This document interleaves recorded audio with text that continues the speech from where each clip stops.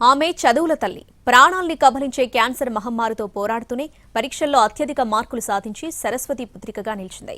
కుటుంబ సభ్యుల ప్రోత్సాహం, అంతులేని మానసిక బలమే ప్రేరణగా ఇంటర్ ఫస్ట్ ఇయర్లోనూ అత్యధిక మార్కులు సాధించి సహచరులకు స్ఫూర్తిగా నిలిచింది సృజన.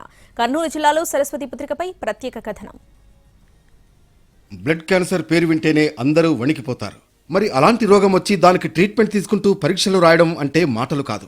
పరీక్షలు రాయడం ఒకెత్తు, అందులో అత్యధిక మార్కులు సాధించడం మరో ఎత్తు. కానీ కర్నూలు జిల్లాకు చెందిన సృజనామృత ప్రాణాంతక వ్యాధితో పోరాడుతూనే చదువులో ప్రతిభను ప్రదర్శిస్తోంది.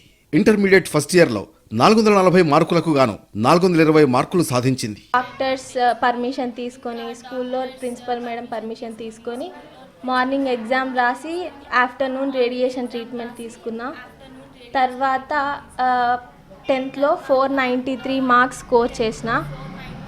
ఇంటర్ ఫస్ట్ ఇయర్కి వచ్చినాక కూడా సైడ్ ఎఫెక్ట్స్ ఉన్నాయి.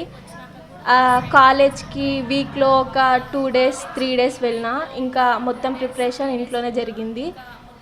ఇప్పుడు ఇంటర్లో 420 మార్క్స్ స్కోర్ చేసిన. సృజనామృత 10th చదువుతుండగా 2023లో తీవ్ర అనారోగ్యానికి గురైంది. వైద్యులకు చూపిస్తే క్యాన్సర్ పరీక్ష చేయించమన్నారు. ఆ పరీక్షలో బ్లడ్ క్యాన్సర్ అని నిర్ధారణ కావడంతో సృజన తల్లిదండ్రులు కుంగిపోయారు. ఒకవైపు 10th క్లాస్ పబ్లిక్ పరీక్షలు, మరోవైపు కూతురుకు సోకిన బ్లడ్ క్యాన్సర్. చదువు కంటే ముందు కూతురును కాపాడుకోవాలని అనుకున్నారు తల్లిదండ్రులు. కానీ సృజన మాత్రం తన చదువు గురించే ఆలోచించింది. రేడియేషన్, కీమో ట్రీట్మెంట్ తీసుకుంటూ పరీక్షలకు హాజరైంది. 10thలో 493 మార్కులు సాధించింది. మానసికంగా బలంగా ఉంటే దేన్నైనా జయించవచ్చని అంటోంది సృజన. క్యాన్సర్ను సైతం జయిస్తామన్న ధీమా ఆమెలో కనిపిస్తోంది. తమ కూతురు మానసికంగా బలంగా నిలబడమే కాదు, చదువులోనూ మంచి ప్రతిభ కనబరచడం ఆనందంగా ఉందంటున్నారు తల్లిదండ్రులు.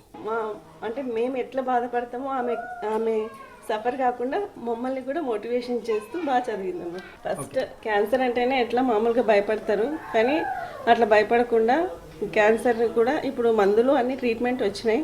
ప్రతి క్యాన్సర్ కూడా బాగా జయిస్తారు ఫస్ట్. ఆ తర్వాత ఆమెకి ఏదో చెప్పి మోటివేట్ చేసుకుంటూ అలాగనే ఒక 2 weeks 3 weeks తర్వాత కంప్లీట్ ఇయర్స్ వాళ్ళు కావడం వల్ల కొద్దిగా సఫర్ అయింది.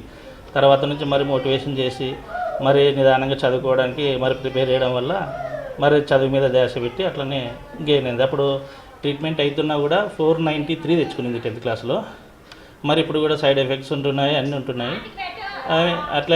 ఆమె ధైర్యం తెచ్చుకొని చదువుకోవడం వల్ల ఇప్పుడు 420 తెచ్చుకోగలిగింది బైపీసీలో. ఏదో ప్రమాదకర వ్యాధి వచ్చిందని బాధపడుతూ కూర్చోకూడదన్నది తమ అభిప్రాయం అంటున్నారు తల్లిదండ్రులు.